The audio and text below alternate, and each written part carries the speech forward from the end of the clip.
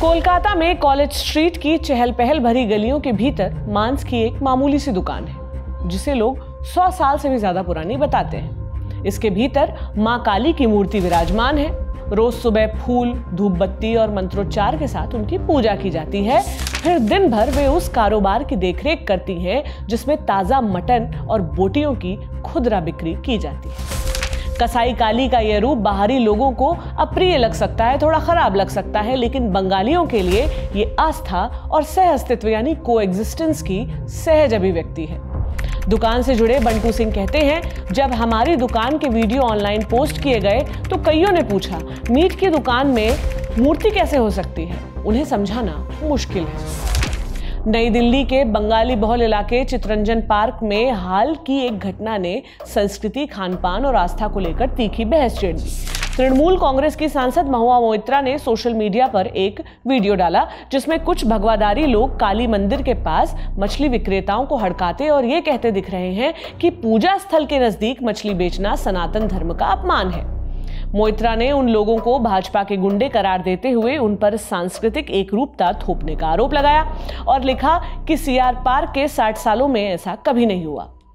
आपको बता दें, वीडियो में दिखाया गया मछली बाजार सीआर पार्क के मार्केट नंबर 1 के तहत आता है और उसके नजदीक यह मंदिर इसी बाजार के दुकानदारों ने बनवाया था, जिनमें से कई मछली विक्रेता भी थे। सत्तारूढ़ भाजपा ने अलबत्ता मोइत्रा के आरोपों को खारिज कर दिया। वीडियो को फर्जी और तोड़ा मरोड़ा बताया गया और मोइत्रा पर दुश्मनी भड़काने की कोशिश करने के आरोप लगाए। सीआर पार्क के बंगाली बाशिंदे हालांकि स्वीकार करते हैं कि ऐसे टकराव अब कभी कभी नहीं बल्कि अक्सर होने लगे हैं।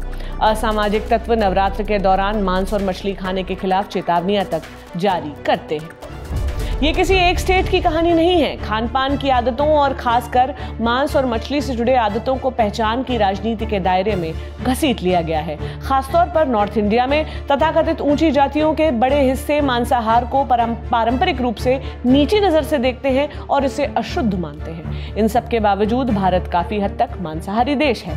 नेशनल फैमिली हेल्थ सर्वे 2019-21 के मुताबिक 15 से 50 की उम्र के बीच लगभग 83% पुरुष और 70% महिलाएं मांसाहारी हैं। दरअसल शुद्ध शाकाहारी क्रमशः लगभग 16% और 29% ही हैं।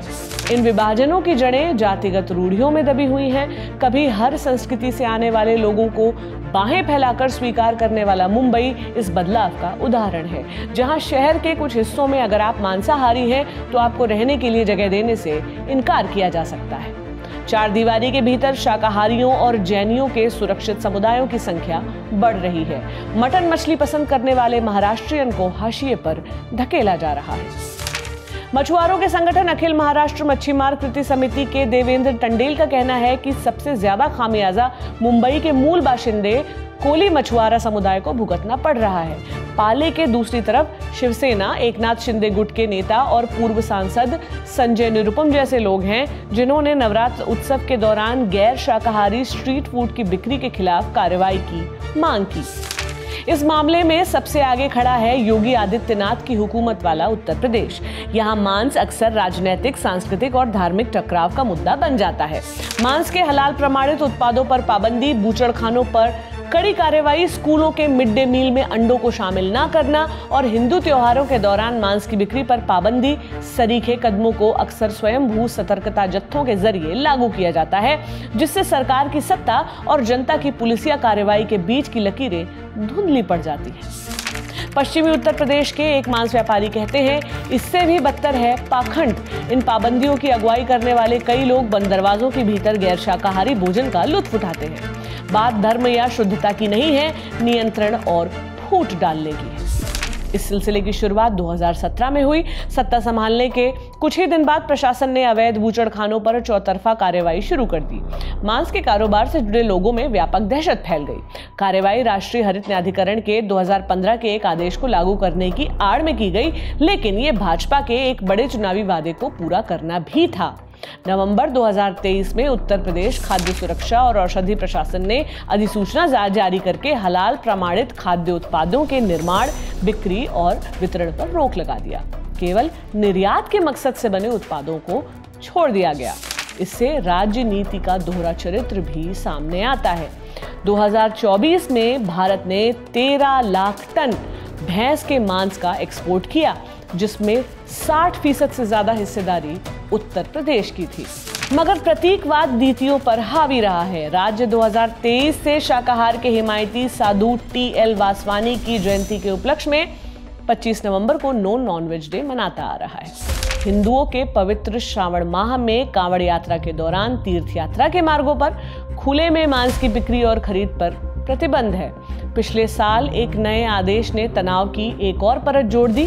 यात्रा के मार्ग पर पड़ने वाले कारोबारों और खाने पीने की दुकानों से मालिक का नाम दिखाने को कहा गया, जिसका आलोचकों ने मुस्लिम प्रतिष्ठानों को अलग थलग करने की कोशिश कहकर मजाक उड़ाया। लखनऊ के बाबा भीमराव अंबेडकर विश्वविद्यालय ने 2016 में मेस में गैर शाकाहारी खाने की चीजों पर प्रतिबंध लगा दिया, बावजूद इसके कि छात्र इस दलित विरोधी कदम का विरोध कर रहे थे। पिछले साल अमरोहा के एक प्राइवेट स्कूल के प्रिंसिपल ने लंच बॉक्स में गैर शाकाहारी खाना लाने के लिए नर्सरी के एक छात्र को निलंबित कर दिया।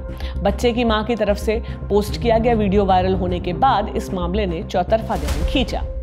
2019 में उर्स के दौरान गैर शाकाहारी बिरयानी परोसने के लिए महोबा जिले के 43 लोगों के खिलाफ FIR दर्ज की गई। स्वयंभू गौरक्षकों के हाथों चलने वाले गौरक्षक दस्ते राज्य में मांस विरोधी भावनाओं की सबसे हिंसक अभिव्यक्ति बने हुए हैं। वे अक्सर बिना किसी डर या कार्रवाई के काम करते हैं और गौहत्या या गोमांस खाने के संदिग्ध मुसलमानों और दलितों को निशाना बनाते हैं। बीते दशक में उत्तर प्रदेश ऐसी कई घटनाएं देख चुका है। उनमें सबसे कुख्यात 2015 में गोमांस रखने की अफवाह के चलते दादरी में मोहम्मद अखलाक को पीट कर मार डालने की घटना थी। पड़ोसी मध्य प्रदेश भी हाल के वक्त में इस मोर्चे पर उत्तर प्रदेश के साथ कदमताल करने की कोशिश कर रहा है। दिसंबर 2023 में पद संभालने के बाद मुख्यमंत्री मोहन यादव का पहला आदेश खुले में मांस और मछली की बिक्री पर प्रतिबंध लगाने का था। नवनियुक्त मुख्यमंत्री के आदेश पर तमाम जिलों के प्रशासन ने बहुत तत्परता से काम किया। हिंदू महत्व के 19 शहरों में शराब की दुकानें 1 अप्रैल 2025 से बंद कर दी गई हैं।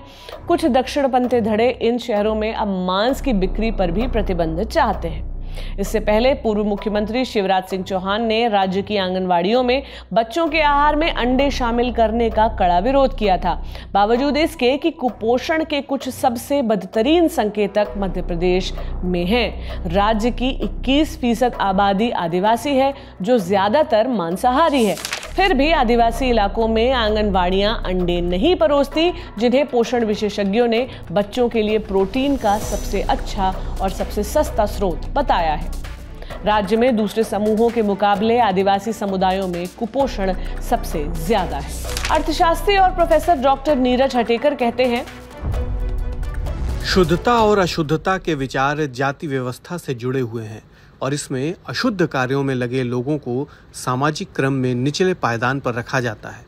अनुभव और प्रयोगों पर आधारित डेटा से पता चलता है कि भारत प्रमुख रूप से अब एक मांसाहारी देश बन चुका है। वहीं दलित किचन ऑफ मराठवाड़ा के लेखक शाहू पटोले कहते हैं, दलित समुदाय परंपरागत रूप से अपने खान पान की वजह से शर्म और हीनता के भाव से ग्रसित था।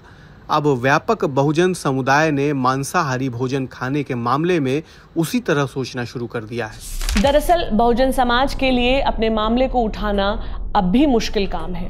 मिसाल के तौर पर एक ओर जहां दिल्ली के संभ्रांत चितरंजन पार्क इलाके का मामला सुर्खियों में छा गया, लेकिन उसके पास गोविंदपुरी के इंदिरा फिश मार्केट इतना भाग्यशाली नहीं रहा, जहां से निम्न मध्य वर्ग के लोग मछली खरीदते थे। मछली के स्टॉलों को नवरात्रि के दौरान बंद रखने को कहा गया। 10 दिन बाद उन्हें ढहा दिया गया। दिल्ली नगर निगम का कहना है कि यह मार्केट अवैध था, लेकिन विक्रेताओं का कहना है कि उनके पास food safety and standard authority of India का लाइसेंस है। जो भी हो, अब ये बाजार नहीं है। Gita press and the making of Hindu India के लेखक अक्षय मुकुल बताते हैं कि हिंदुत्व दक्षिणपंथियों का मांस के खिलाफ अभियान 20वीं सदी के पहले 25 वर्षों के दौरान हिंदुओं और मुसलमानों के बीच वर्चस्व की सियासत के उदय के साथ शुरू हुआ। वे कहते हैं, इस अवधि के दौरान उत्तर भारत में दंगे हुए थे और हिंदू एकजुट हो रहे थे। मांसाहारियों और सात्विक भोजन करने वालों के बीच की भिन्नता को खुद एक दूसरे से अलग करने और श्रेष्ठ जताने के लिए इस्तेमाल किया गया। गीता प्रेस ने गोमांस खाने वालों के प्रति विरोध व्यक्त किया और इसको लेकर हिंदू विद्वानों के लेखन को नजरअंदाज किया। गाय से आगे बढ़ते हुए यह शाकाहार की ओर बढ़ गया। मांस को लेकर जंग में एक नया मोर्चा खुल गया है और इसमें पशुओं या मुर्गों को मारने के लिए हलाल के बजाय झटका विधि के इस्तेमाल पर जोर दिया जा रहा है। महाराष्ट्र और बंगाल में इसको लेकर सबसे ज्यादा बखेड़ा हुआ। आइए इसे धवल कुलकर्णी से डिटेल में समझें। कहीं ना कहीं ये जो वेजिटेरियनिज्म की कंसेप्ट है वो कहीं ना कहीं कास्ट सिस्टम से जुड़ी हुई है और एक जो अपवर्ड मोबिलिटी की जो इच्छा होती है किसी कम्युनिटी की उससे भी जुड़ी हुई है। नेशनल फैमिली हेल्थ सर्वे के जो फिगर्स हैं उन्हें अगर देखोगे तो ये बात बिल्कुल जाहिर है कि मेजॉरिटी जो लोग हैं इस देश में वो नॉन वेजिटेरियन है और वेजिटेरियन लोग भी हैं वो लैक्टो वेजिटेरियन है। लैक्टो वेजिटेरियन का क्या मतलब होता है कि जो लोग दूध पीते हैं या जो भी जो आखिरकार इससे देखा जाए तो दूध भी एक एनिमल प्रोडक्ट ही है, दूध के पदार्थ खाते हैं। तो ये जो बात है वो मुझे लगता है हमें ध्यान में रखनी चाहिए। नया एंगल ये आया है कि हलाल और झटका। अगर आप देखोगे तो इस्लाम में ये कहा गया है या जूस में भी कहा गया है कि मटन जो खाते हैं, मीट जो खाते हैं, एक विशिष्ट तरीके से मार दिया जाना चाहिए उसको, उस जानवर को। तो वैसे सिखिज्म में भी है कि उन्होंने वहां पर भी बताया गया कि झटका का इस्तेमाल करके मारना चाहिए उस प्राणी को। लेकिन हिंदुइज्म में ऐसा कोई ये नहीं है, दिक्कत नहीं है कि कैसा मटन खाना जाना चाहिए वगैरह या उसे उस प्राणी को कैसे मारना चाहिए। हिंदू खाटीकों की जो एक संगठन है महाराष्ट्र में, तो उन्होंने महाराष्ट्र में एक सर्टिफिकेट शुरू किया जिसका नाम है मल्हार सर्टिफिकेट।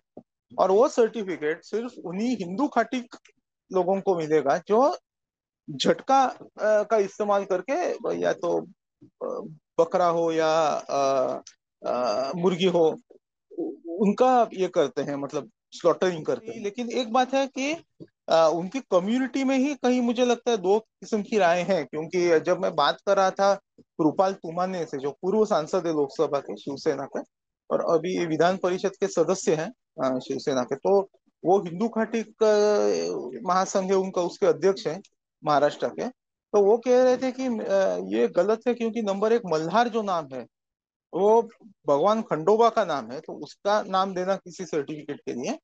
दूसरी बात यह है कि ट्रेडिशनली वो कह रहे थे ऐसे होता है कि कोई मुस्लिम समाज का व्यक्ति काटता है और हिंदू खाटिक जो है तो वो मीट बेचता है, तो ये कंट्रोवर्सी है। दूसरी बात है कि ओम सर्टिफिकेट नाम का एक नया सर्टिफिकेशन पिछले साल थोड़े हिंदुत्ववादी संगठनों ने शुरू किया था जिसमें रणजीत सावरकर थे, विनायक दामोदर सावरकर जी के जो ग्रैंडसन है, उनके भाई के जो ग्रैंडसन है नारायण राव सावरकर के, वो और नासिक के अनिकेत शास्त्री देशपांडे, उन्होंने और सब लोगों ने इकट्ठा आके ओम प्रतिष्ठान नाम का प्रतिष्ठान बनाया और वो ओम सर्टिफिकेट दे रहे हैं।